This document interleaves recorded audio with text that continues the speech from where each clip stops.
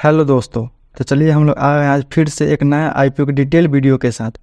तो सबसे पहले देखते हैं ये जो आईपीओ है वो है जुपिटर लाइफलाइन हॉस्पिटल के बारे में। तो देखिए इस वीडियो में हम लोग क्या क्या डिस्कस करने वाले हैं।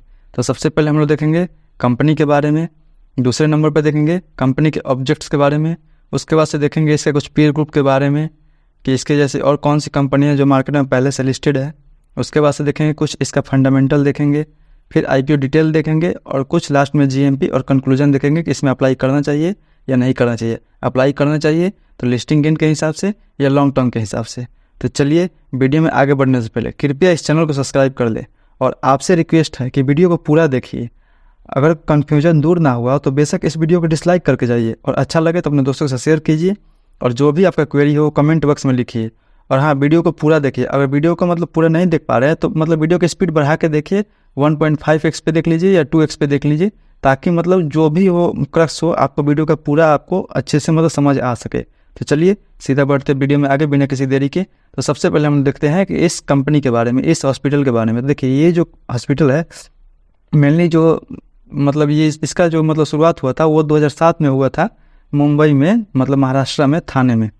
ये 2007 में कंपनी इनकॉर्पोरेट हुई थी एज ए एक हॉस्पिटल खुला था हॉस्पिटल खुला था इस कंपनी के नाम से। तो अभी जो देखा जाए तो उस समय 2007 में एक था। अभी इस कंपनी के पास 3 हॉस्पिटल है जुपिटर ब्रांड से नाम करके, थाने में, पुणे में और इंदौर में 3 है हॉस्पिटल है इसके पास। और तीनों हॉस्पिटल की बात की जाए तो 1100 1200 के करीब में आसपास में इसके पास अभी तीनों हॉस्पिटल में बेड मिला के है। यानी देखा जाए तो ये एक हॉस्पिटल है और ये हॉस्पिटल सेक्टर की कंपनियां हैं। देखा जाए कि इसका डिमांड हमेशा बना ही रहता है, ये ग्रोइंग सेक्टर है देखा जाए तो। और ये जो हॉस्पिटल है all hub no spoke model पे काम करता है। यानी ऐसा नहीं होता है कि जैसे आप लोग व्हील देखे होंगे किसी गाड़ी का या साइकिल का चक्का देखे होंगे तो उसमें स्पोक रहता है। यानी जो व्हील है वो स्पोक से जुड़ा रहता है। तो इस कंपनी में ऐसा है कि ऑल हब तो है लेकिन नो स्पोक है। इसका हुआ कि जो भी इस कंपनी का 3 हॉस्पिटल है वो इंडिपेंडेंट है। ऐसा नहीं है कि सब एक दूसरे पर डिपेंडेंट है कि कुछ मटेरियल यहाँ से कमी पड़ा तो कुछ वहाँ ले जाएंगे, नहीं। ये तीनों टोटली इंडिपेंडेंट है, जो कि कंपनी के लिए अच्छी बात है। तो बेसिकली इसमें तो कुछ ज़्यादा करना नहीं है। पता चल गया कि ये जो है मेडिकल सेक्टर की कंपनी है, हॉस्पिटल सेक्टर की कंपनी है, जो कि हमेशा ग्रोइंग में और डिमांडिंग सेक्टर रहेगी। अभी कोरोना में तो और ये हुई थी। तो चलिए हम लोग देख लेते हैं इसका ऑब्जेक्ट्स के बारे में।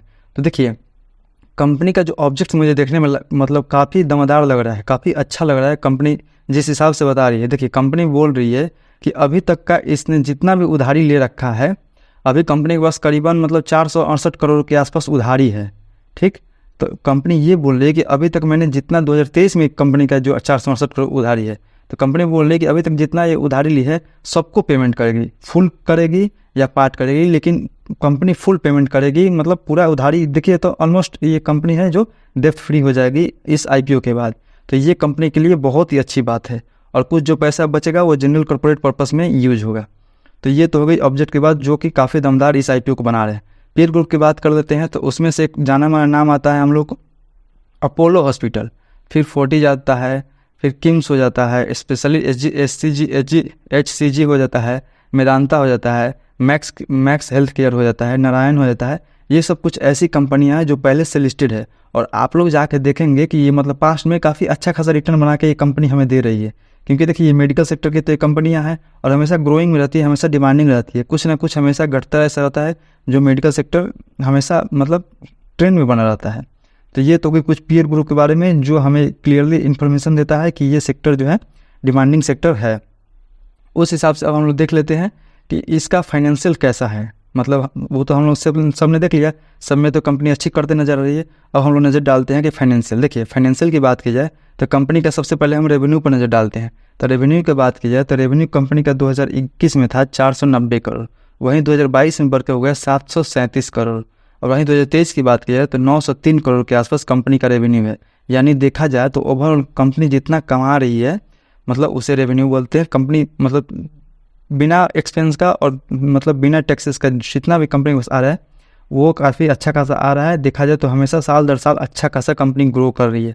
वहीं एक्सपेंस की बात की जाए कि कितना कंपनी कमा रही है और कितना कंपनी खर्च कर रही है अपने डे टू डे लाइफ में, तो उस देखा जाए तो एक्सपेंस के नाम पे कंपनी 2021 में 489 करोड़ खर्च की थी। वहीं 2022 में कंपनी का एक्सपेंस था 660 करोड़ के आसपास। वहीं 2023 में कंपनी का एक्सपेंस था 772 करोड़। यानी देखा जाए तो रेवेन्यू तो अच्छा खासा बढ़ रहा है। तो जाहिर सी बात है कि मतलब ये कंपनी जो है अपना बिजनेस में एक्सपांड करेगी, और एक्सपांड करेगी तो जाहिर सी बात है कि जो पैसा है वो खर्च होगा ही। यानी देखा जाए तो एक्सपेंस भी कंपनी अच्छा खासा कर रही है अपने मतलब जो भी हॉस्पिटल है उस पर। वहीं बात कर लीजिए प्रॉफिट में, तो प्रॉफिट में देखा जाए तो प्रॉफिट भी कंपनी अच्छा खासा जनरेट करी है।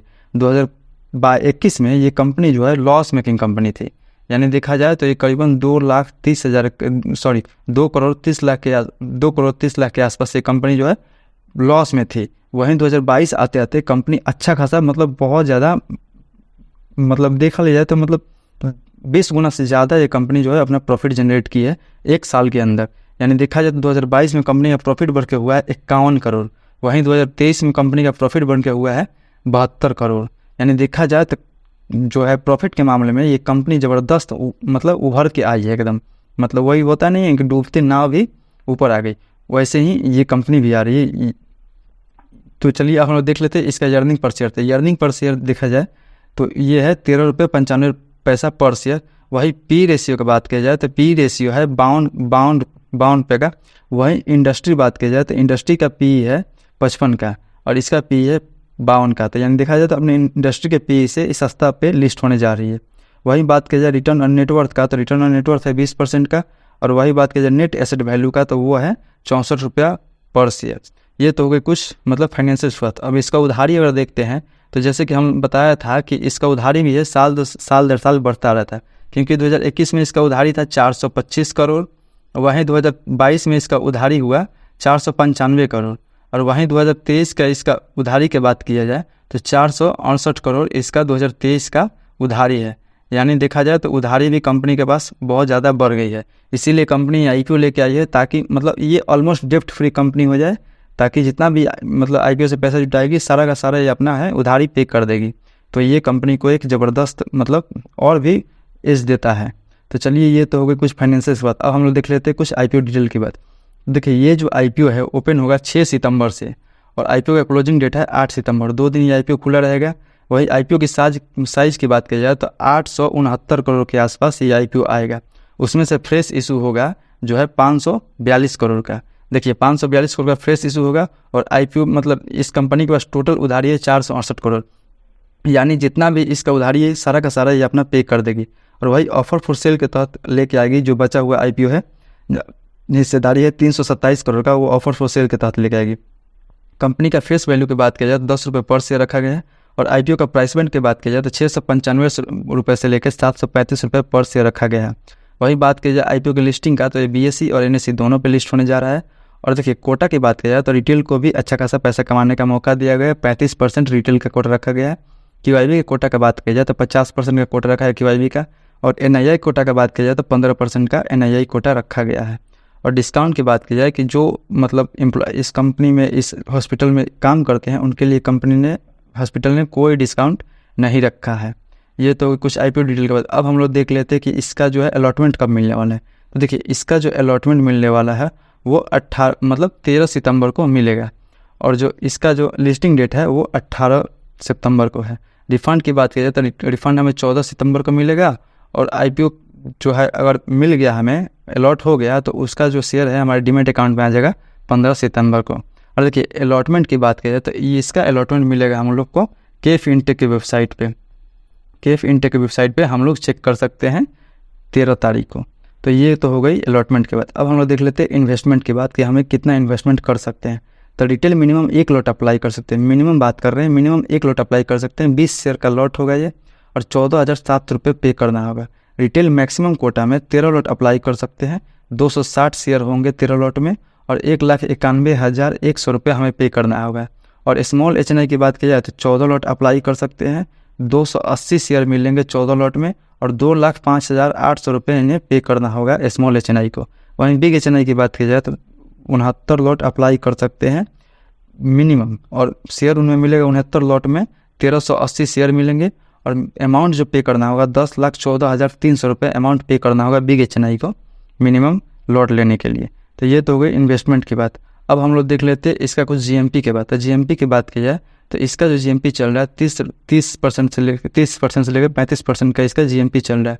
उस हिसाब से देखा जाए तो 257 रुपये पर शेयर हमें प्रॉफिट बता रहा है। 20 शेयर का लॉट है, उस हिसाब से देखा जाए तो यानी 5100 रुपये का हमें प्रॉफिट बता रहा है। अब हम लोग बात कर लेते हैं इसका कंक्लूजन का। तो इसका कंक्लूजन देख लेते हैं। तो इसका कंक्लूजन देख लेते हैं कि मतलब कैसा रहेगा लिस्टिंग गेन के हिसाब से। देखिए 30 से 35% का तो लिस्टिंग गेन चल रहा है, देखा जाए तो काफ़ी अच्छा चल रहा है इसका लिस्टिंग गेन के हिसाब से। तो मतलब इस लिस्टिंग गेन देखते हुए हम इसमें तो अप्लाई कर सकते हैं, क्योंकि देखिए जाहिर सी बात है हम बोलते हैं कि जब तक 25% से ऊपर हो तभी अप्लाई करना बनता है, क्योंकि 25% कब घट जाएगा पता नहीं चलेगा। यहाँ 35% है तो बढ़ भी सकता है, घट भी सकता है। घट भी सकता है तो एक ही बार मतलब माइनस में नहीं जाएगा या फ्लैट में नहीं होगा, कुछ ना कुछ लिस्टिंग गेन हमें देखने को मिलेगा। और देखिए बात कीजिए मतलब लॉन्ग टर्म के लिए, तो लॉन्ग टर्म के लिए भी ये कंपनी हमें अच्छी नज़र आ रही है। जैसा कि मैंने आपको बताया कि ये जो कंपनी है ऑलमोस्ट अब डेट फ्री कंपनी हो जाएगी ये आईपीओ लाने के बाद। तो मतलब लॉन्ग टर्म के लिए भी ये कंपनी हमें अच्छी नज़र आ रही है। आपका डिसीजन क्या है इसमें कमेंट में ज़रूर राय दीजिएगा। जो भी आपका क्वेरी है कमेंट में ज़रूर लिखिएगा। इस चैनल को सब्सक्राइब कीजिए, अपने दोस्तों के साथ शेयर कीजिए। तब तक मिलते हैं नेक्स्ट वीडियो में, तब तक के लिए धन्यवाद।